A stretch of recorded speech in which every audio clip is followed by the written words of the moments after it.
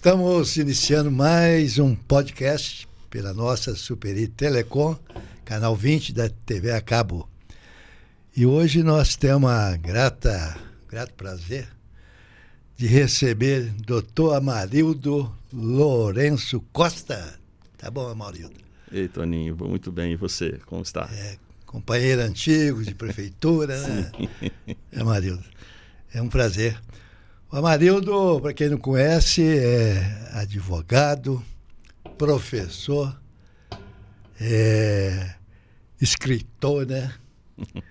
Então, é um prazer tê-lo aqui conosco, Amarildo. Amarildo, você é advogado, né? Hoje funcionário público da prefeitura, né? Eu sou advogado público, né, concursado da prefeitura de Valadares, já vou fazer agora 35 anos já. Você já aposentou? Ainda não, tá bem próximo de me aposentar. Nesses 35 anos fui procurador-geral em 2 oportunidades e agora há poucos dias por 65 dias. Uma experiência bem rápida. E construí, na verdade, a minha vida profissional, Toninho, toda ali na Prefeitura de Valadares, né? No direito público, no direito administrativo, de onde eu fui chamado para o magistério superior, né? Como professor. Você é professor da FADVALE, né? Professor da FADVALE há 29 anos. 29 anos. Nessa mesma área do direito constitucional, do direito administrativo, direito eleitoral, bem voltada para a área do direito público mesmo. E aí, nessa mesma área, fiz mestrado, caminhei no doutorado, enfim, construindo toda a minha carreira a partir da Prefeitura de Valadares, no concurso que eu fiz quando você era o vice-prefeito de Valadares. Tantos anos, né, Marildo? Ô, Marildo, você é mestre em Direito, né? Tenho mestrado em Direito. Pela qual faculdade? A Universidade de Itaúna. Itaúna. É um mestrado na área da proteção dos direitos fundamentais. Aham. Que são aqueles direitos consagrados na Constituição Federal, as liberdades públicas, direito à intimidade, à vida, à liberdade, etc., nessa área que é a minha área de concentração no mestrado. E você também é doutor em Ciência da Comunicação. Sim, eu fiz o doutorado em Ciências da Comunicação pela Universidade do Vale do Rio dos Sinos. Lá no Rio Grande do Sul. No Rio Grande do Sul, exatamente. E a cidade é São Leopoldo, fica na região metropolitana de Porto Alegre. Sim, ali no pé da serra, né? Daí a 1h30 você está em Gramado, por exemplo. É um lugar muito bonito. Muito. A terra do calçado. Sim. E houve uma parceria da FADVALE com essa universidade para pesquisas na interface entre o direito e a ciência das comunicações. Eles queriam lá pesquisas na área da comunicação que dialogassem com o direito. Então, todos nós que fizemos parte dessa turma tivemos que desenvolver a temática da comunicação, porém, conversando, dialogando com o direito. Né? Porque a comunicação, a gente pensa logo no jornalismo, né? Sim, é a parte mais importante, talvez, da comunicação. Aliás, é uma área que eu aprecio muito. Eu tenho muitos amigos jornalistas, digo isso a eles assim com frequência, que eu admiro muito a profissão. E talvez é onde há mais uma conexão do direito com a área de comunicação, seja no jornalismo, por exemplo, na influência que a mídia jornalística tem sobre as decisões judiciais, que foi, aliás, a temática específica da minha tese de doutorado. Né? Hoje a mídia faz muita diferença? Faz. Sim, me parece muito claro e fora de discussão que há uma interferência da mídia, não apenas na área do direito. A mídia influencia tudo, influencia no setor religioso, no setor familiar, no setor político. Né? Na verdade, sistema seria melhor do que setor aqui, mas enfim, então, que há influência, não tem a menor dúvida. O que a gente questiona, e foi objeto da minha pesquisa, do debate, é se essa influência se dá a ponto de o direito mudar os seus processos internos de decisão, né, para favorecer mais a mídia. Por exemplo, as decisões jurídicas são decisões mais maturadas. Às vezes reclama que o juiz demora para decidir, mas por quê? Típico do direito. Eu maturo, eu analiso, eu olho as provas com calma, aplico o direito àquele caso concreto. Ao passo que a mídia, por exemplo, já trabalha com a coisa mais imediata. Então, quando o direito se sente premido, pressionado a decidir imediatamente só para atender uma demanda da mídia, aí o que acontece? O sistema do direito é que está sendo corrompido. E aí a gente já não concorda. Tá certo, porque o cara precisa ter tem que ter tempo, tem que estudar, né? Claro. O ritmo do direito é um. O ritmo do sistema comunicacional é outro. Esse é só um exemplo de diferença que a gente dá. Enquanto o direito trabalha com a noção do que é lícito ou ilícito, o setor da comunicação trabalha com o que é digno de ser noticiado e não é digno de ser noticiado. Então são dois focos diferentes e é preciso ter cautela quando os dois se encontram, para um não atrapalhar o andamento do outro. Marildo, você também é escritor, né? Estou vendo aqui que você tem 2 livros aqui da sua autoria, né? Que alguns em coautoria, né? Um deles é a moralidade administrativa na ação popular. Sim, esse é bom, né? Esse livro, Toninho, ele foi escrito a partir da minha dissertação de mestrado, da minha pesquisa do mestrado. E a ação popular é uma ação de que todo cidadão dispõe com o objetivo de anular um ato lesivo praticado pela administração pública. Qual que é o assunto específico desse livro? A possibilidade de que de qualquer cidadão, eu, você... Qualquer pessoa... Qualquer uma dessas pessoas que estão nos assistindo agora, qualquer pessoa, desde que seja eleitora, ela pode propor sozinha... Eleitora, né? Sim, tem que ser inscrita na Justiça Eleitoral. Uhum. Ela pode propor uma ação popular visando anular um ato lesivo ao patrimônio público, ao patrimônio histórico. E também, e esse é o tema do livro, quando o ato é lesivo à moralidade administrativa. Então, o ato não precisa causar um prejuízo financeiro. O que é a moralidade administrativa? É o dever que o gestor público tem de atuar com honestidade, com correção, com lealdade. Transparência. A transparência tem mais a ver com o princípio da publicidade, que é um outro princípio direito, né? Do direito, dentre os que estão no artigo 37 da Constituição.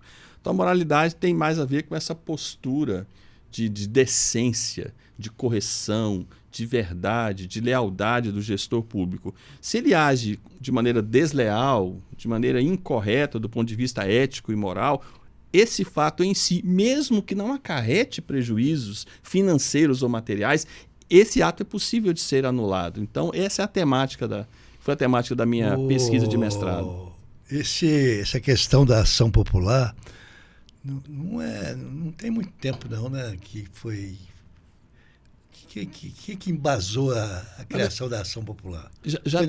Já tem um tempo, Toninho. A lei da ação popular, a lei 4.717, ela é de 1965. Nossa, mãe. E aí você que gosta de contextos históricos, 65 foi durante o governo militar. Né? Criou-se uma ação para dar ao povo o direito de contestar ações do governo durante o governo militar brasileiro. Só que a partir da Constituição de 88, é o inciso 73 do artigo 5º, ela ganhou novos contornos, sabe? Ela ganhou força, sabe? Ela passou a ser aplicada numa maior quantidade de possibilidades, enfim. E é uma ação extremamente importante, mas pouco usada. Pouco divulgada. Pouco divulgada, exatamente. É uma pena, né? Todo mundo devia saber disso. Exato. Existe um autor... italiano, é um filósofo chamado Norberto Bobbio, na verdade ele já faleceu, né? Que ele fala que uma das promessas não cumpridas da democracia é não ter oferecido adequadamente uma educação para a democracia. É uma promessa não cumprida dos regimes democráticos em geral. E eu digo isso porque esse desinteresse da população pelas coisas públicas, pelos foros de debate popular, esse desinteresse pelos dados públicos, etc., acaba gerando um pouco envolvimento com as questões que dizem respeito ao governo, e aí dispositivos como a ação popular praticamente não são Isso não utilizados. É próprio da cultura brasileira, assim, uma certa passividade? Uma certa indolência. Preguiça. Sim, talvez. Eu digo isso que me parece claro que é um traço Mas eu falo isso com cautela, Toninho, para também a gente não achar que há um determinismo nisso, que não há como alterar. Sim, eu acho que a gente, sobretudo nós que trabalhamos na educação, no ensino superior, no ensino do direito, a gente não pode desertar dessa luta para forjar assim, uma geração de gente que fala que não, eu quero que o Estado melhore, eu quero que a sociedade melhore, eu quero que os princípios aplicáveis à administração pública sejam cumpridos.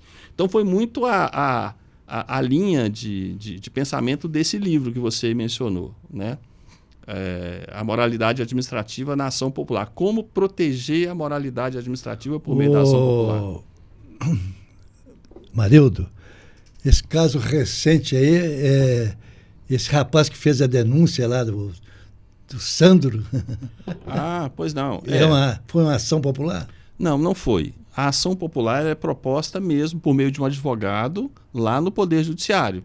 Né? Através do Poder Judiciário. Poder Judiciário, com certeza. Não. Lá, na verdade, foi uma denúncia, vamos chamar assim, apresentada perante o Poder Legislativo, que é também um canal, né, aberto à população. Qualquer cidadão poderia ter feito o que ele fez e poderá fazer o que ele fez. É lógico que a gente sempre recomenda cautela, decência em coisas dessa natureza, mas foi um exercício legítimo, pelo menos do mecanismo, né?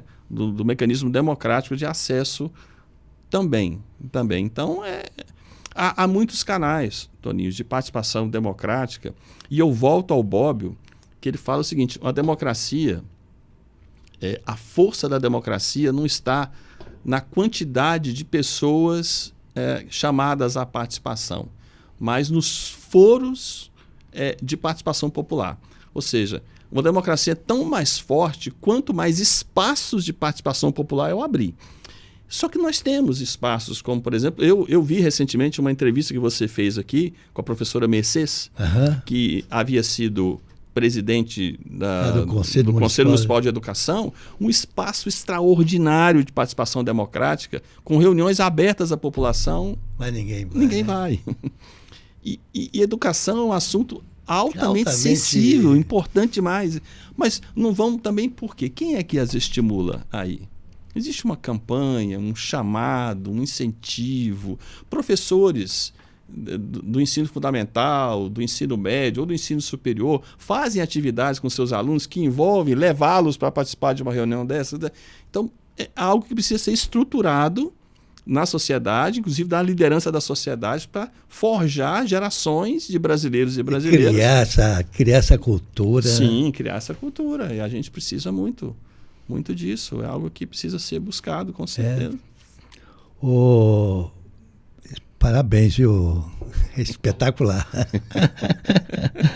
O outro trabalho que você fez, a outra aqui que eu relacionei, é o direito, mídia e mediatização. Direito, mídia que é isso, mídia. O primeiro livro individual teve a ver com a pesquisa do mestrado, esse com a pesquisa do doutorado, né? Após a conclusão do doutorado, eu fiquei mais um ano transformando a tese num livro. Mandei para a editora e tal. E é essa temática sobre a qual a gente conversou rapidamente, Toninho, aqui na conversa, as tensões que há entre o direito e a mídia. Né? Sim, é o direito sob pressão. A ideia básica é que o sistema jurídico envolvendo o Poder Judiciário, o Ministério Público, a advocacia, as escolas de direito, ele vai seguindo pressionado pela mídia o tempo todo. Até aí, nenhum problema.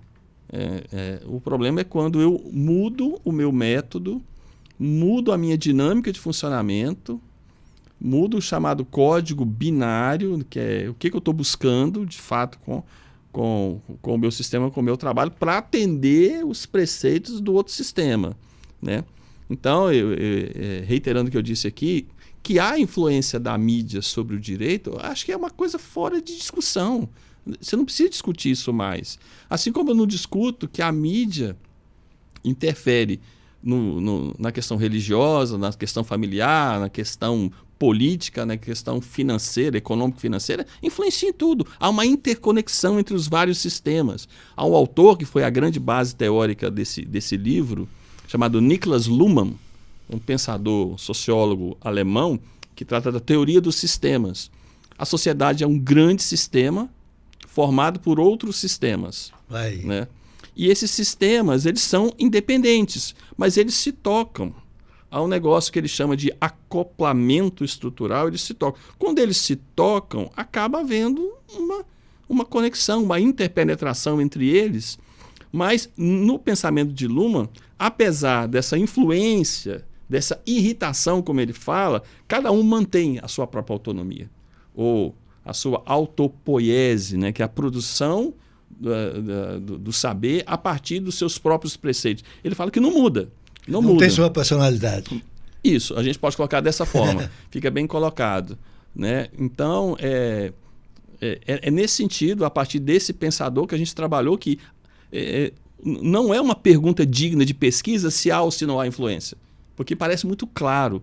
E a gente aprende na metodologia da pesquisa que se a resposta é óbvia, então não cabe pesquisa. Cabe pesquisa quando há um problema real, né, a ser resolvido. E o problema real é em que medida, até que ponto há essa influência e até que ponto ela é tolerável para que a sociedade se mantenha como um sistema equilibrado. É isso aí. Parabéns aí, Amarildo. Amarildo, você é advogado, professor, funcionário público, você é poeta também. Essa é uma boa pergunta. Eu sou um poeta das letras jurídicas. Né? Eu até conversava com você, eu sou um poeta bissexto, né? Eu falo lá na academia, componho poesias. Quando eu era mais jovem, adolescente... Você é aqui de Valadares? Eu sou valadarense, do bairro São Paulo. Do bairro São Paulo? Acostumado com as enchentes lá do... Sim, e voltei para o bairro São Paulo agora para cuidar da minha mãe, que acabou falecendo há poucas semanas. Mas quando eu era estudante ainda de quinta série... Você estudou até no Antônio Rodrigues Coelho. Exatamente, na escola que tem o nome do seu pai, Antigo Colégio Polivalente.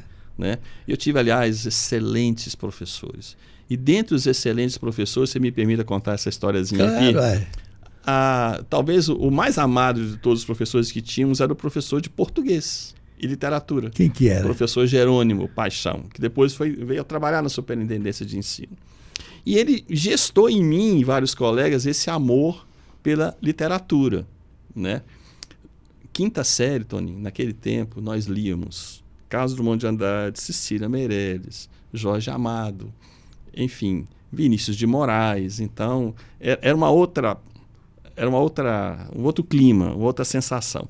E eu me lembro que ali, no início dos anos 80, ele comentou com a gente que em Valadares existia uma academia de letras. Ele falou da Academia Brasileira de Letras e falou que em Valadares tinha uma academia de letras também, a Academia Valadarense de Letras. Mas já existia? Em 75 que foi criada a academia. Isso aqui devia ser 1980, 81, por aí. Essa conversa com esse professor, talvez 79, por ali afora.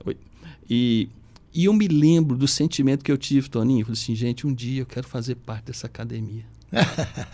Porque eu amava aqueles autores todos, gostava, sabe, da leitura. Tanto é que vim para o mundo das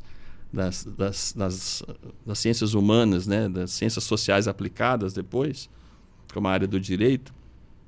E aí eu passei um período da adolescência escrevendo os poemas. Aí dei uma crise qualquer, joguei fora os meus poemas todos guardados numa caixa de sapato e hoje venho compondo de uma maneira um pouco menos frequente, mas amo muito a poesia.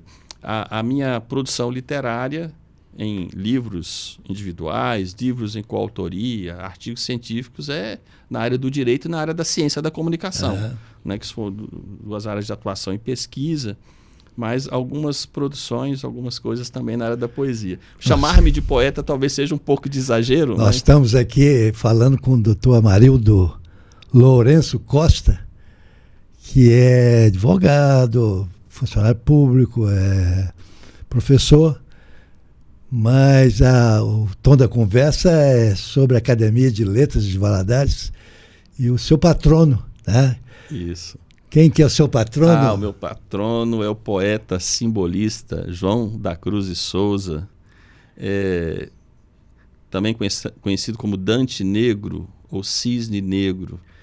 Me permita falar aqui, Toninho, alguns dados biográficos dele. De Cruz e Souza. Ele nasceu em 1861, já estávamos aí sob o comando de Dom Pedro II, numa cidade chamada Desterro, ou Nossa Senhora do Desterro. Você não sabe que nome essa cidade tem hoje. Florianópolis? Exatamente, você deve ter pesquisado. Hoje é a cidade de Florianópolis. Ele era filho de escravos, né, ex-escravizados, né, e já forros, já livres quando ele nasceu. O seu pai chamava Guilherme, sua mãe Carolina, e ele acabou sendo recebido na Casa Grande, vamos assim dizer, por um marechal, que eram os patrões dos seus pais, chamado Guilherme também, Guilherme de Souza, Xavier de Souza, e sua esposa Clarinda. E por que esse dado é importante?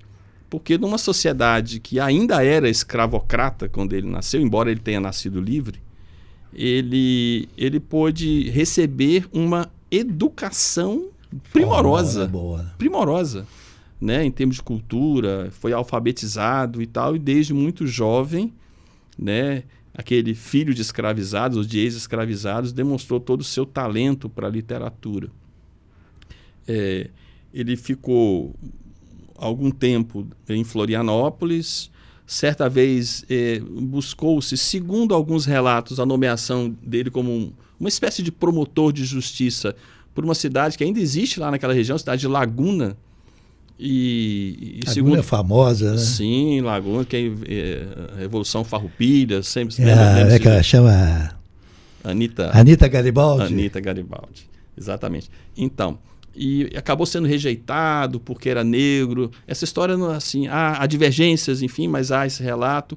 E ele, com muitas dificuldades para viver no jornalismo, para viver da literatura, ele veio para o Rio de Janeiro.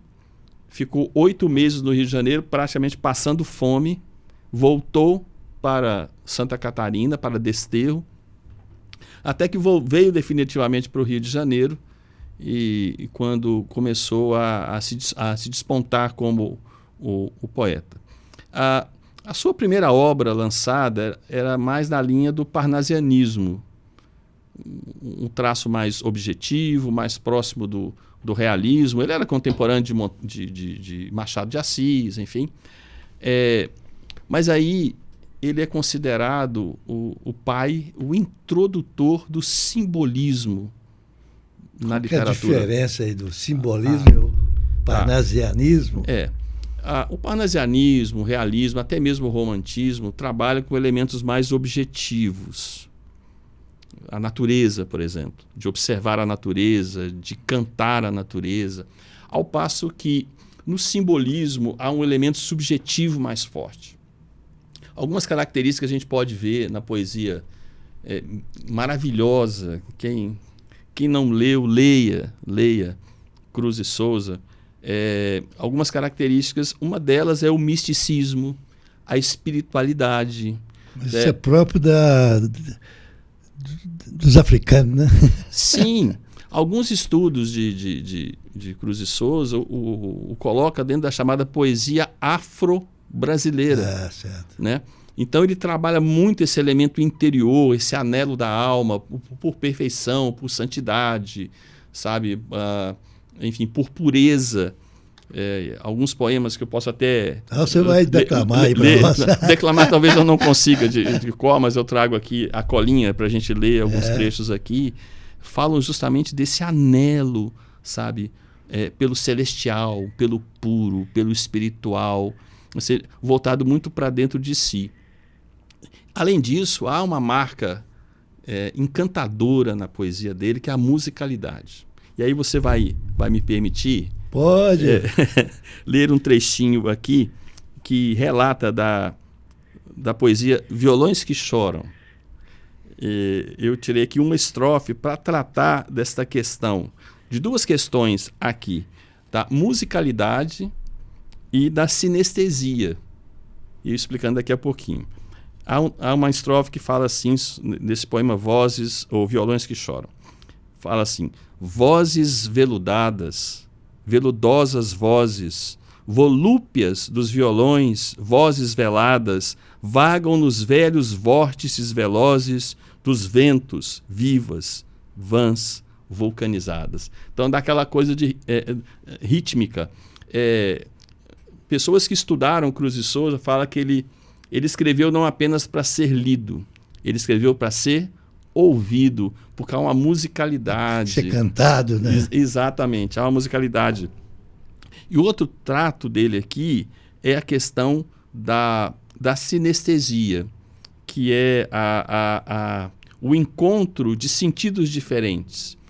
Quando ele fala de veludosas vozes, esse é só um exemplo do uso da sinestesia que é muito frequente nos poemas dele. Veludosas vozes. Como que eu percebo que algo é veludoso? Macia. Sim, mas por qual dos sentidos que temos? Qual dos 5 sentidos? Pelo tato, evidentemente. Mas as vozes eu percebo por qual dos sentidos? Pela audição. Então ele fala em veludosa voz ou veludosas vozes. Ele vai fazendo esse jogo em que eu misturo sentidos diferentes, né? Como se eu pudesse perceber a música pelo tato. Ou uma consistência material, áspera ou veludosa ou macia, a partir do ouvido. E ele faz isso com uma maestria em outros poemas também, gigantesca. Então é uma poesia linda, boa demais de ser lida, né, de ser absorvida. É muito grande, né? Sim. Ele compunha poemas assim... extensos, né? Muito extensos, muito grandes, e ele é considerado, então, Toninho, conforme eu te falei, o grande introdutor e o pai do simbolismo no Brasil. O simbolismo veio da França, né? Baudelaire, o grande pai do simbolismo francês, e lá na França, estudos feitos na França reconhecem Cruz de Souza como um dos grandes simbolistas da história da humanidade. Talvez não tão reconhecido no Brasil, inclusive, enquanto vivo. Ele morreu com apenas 37 anos de idade e morreu aqui em Minas. Ele estava tuberculoso no tempo que a tuberculose... Pegava para todos. Era uma sentença de morte, né? Praticamente a tuberculose. Ele veio para Minas Gerais, para um lugar chamado Estação Sítio.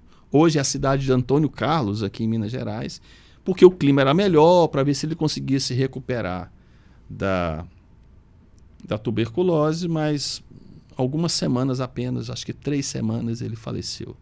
Ele morreu. Teve uma vida difícil, sobreviveu com dificuldade, como um funcionário público, ganhando muito pouco. Dos 4 filhos que teve, os 4 morreram. A esposa entrou num quadro de demência, e ele sem muito o que poder fazer por ela, o que acabou refletindo nas temáticas dos seus poemas, sabe? Poemas que falam também um pouco do desespero, né? E talvez esse anelo por coisas espirituais quase que como uma fuga, né? daquilo que ele vivencia. Essa coisa mística, essa coisa da espiritualidade, há um trechinho aqui de um poema, se você permitir, posso? Pode, não, à vontade. Nós temos tempo. Você sabe o que é, Marildo? Nessa época aí, época de Dom Pedro II, falava-se muito, ainda fala muito no Gonçalves Dias, sim, no Castro Alves. Tanto que você tem... esses nomes são eternizados aqui pelas ruas, pelas avenidas.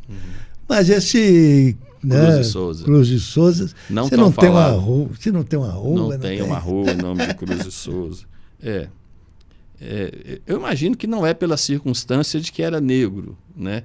Não hoje, talvez mesmo, né? Não tem como cravar. Mas todos eles também. Né? Mas outros poetas também. Gonçalves Dias, enfim.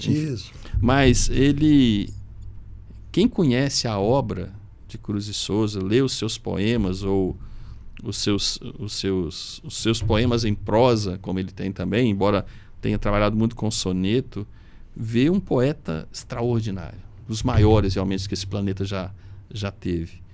Infelizmente, então a escolha de Cruz de Souza para você na academia foi um... para mim foi um presente. Eu não participei desse processo de escolha, mas fui presenteado com essa possibilidade e a chance de aprofundar sobre esse autor. Há um dos poemas dele chamado Tortura Eterna. Ele passa a ideia de sofrimento e dor, e a gente entende por toda a circunstância dramática da sua vida de pobreza, de dificuldade, de preconceito, de uma esposa doente, de filhos que morreram e teve que ver a morte de quase todos os filhos, alguns morreram depois dele. E há um trechinho, então, eu não vou ler o poema inteiro, falando sobre essa questão espiritual.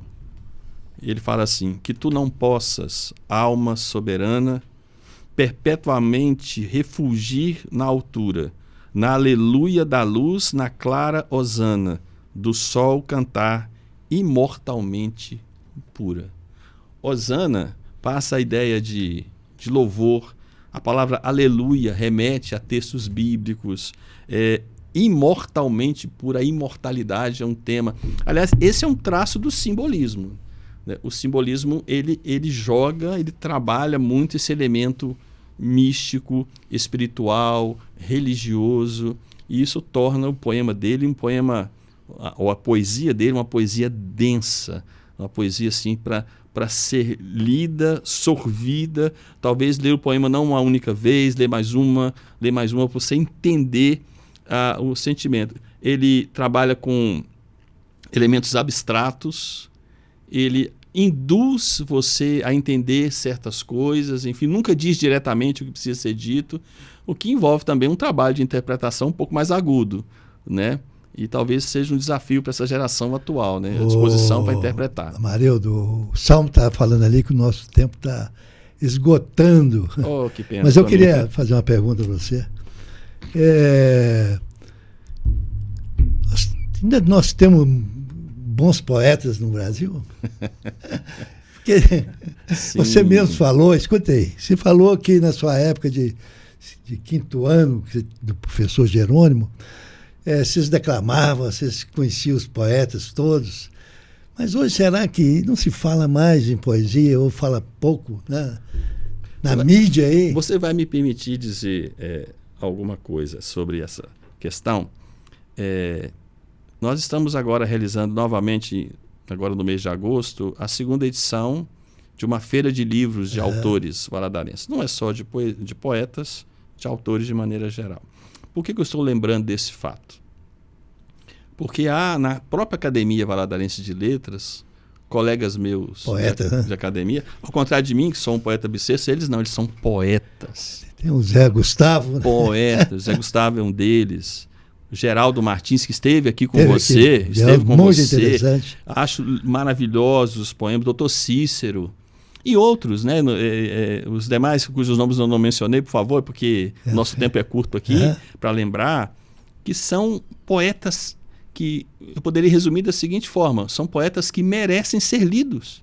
Eles merecem ser lidos, sabe? Porque fazem da poesia esse caminho de elevar a alma, sabe, de tornar a vida mais bonita, a vida mais bela. O mundo está muito sem poesia e há pessoas que dizem que a vida não precisa da arte. Você imagina, Toninho, como seria, né?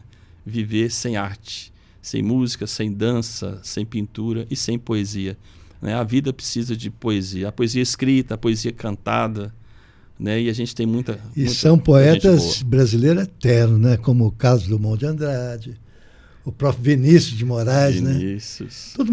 Todo mundo conhece. De tudo ao meu amor, seria atento antes.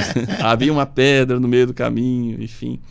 Então, assim, eu me lembro que eu perdi a minha avó paterna e fiquei muito triste, muito, muito chateado com a perda da minha avó, com quem eu não convivia diariamente, mas, enfim, era minha avó.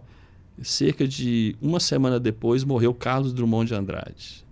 E o registro lá de casa é que eu tive uma crise convulsiva de choro quando ele morreu.